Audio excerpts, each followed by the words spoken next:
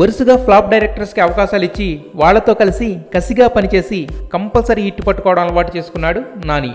కొత్త జంట తీసి అరెరే అనుకున్న మారుతికి భలే భలే మగాడువైతో బ్లాక్ బస్టర్ ఇచ్చాడు.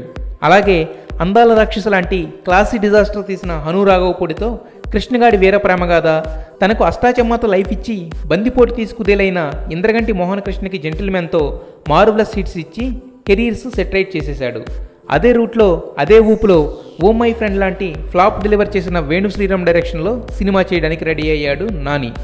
ఈ సినిమాను కూడా ప్రస్తుతం నానితో నేను లోకల్ సినిమా ప్రొడ్యూస్ చేస్తున్న దిల్ రాజు నిర్మిస్తాడని టాక్. అయితే ఇంతకుముందు రవితేజ కోసం ఒక మంచి కథ రాసుకుని మూవీ ఓపెన్ చేసే వరకు వెళ్ళాడు వేణు శ్రీరామ్. రెమ్యూనరేషన్ ప్రాబ్లంతో మూవీ ఆగిపోయింది.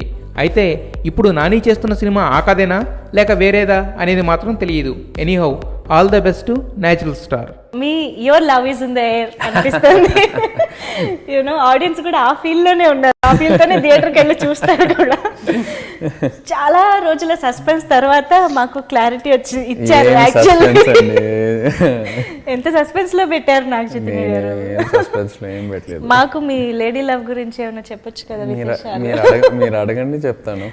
మీరు చెప్పండి ఇప్పుడు. లవ్ స్టోరీ మీకు అన్ని తెలుసు, సో అన్ని క్లారిఫికేషన్ తెలుసు, కానీ అసలు love story at what point of time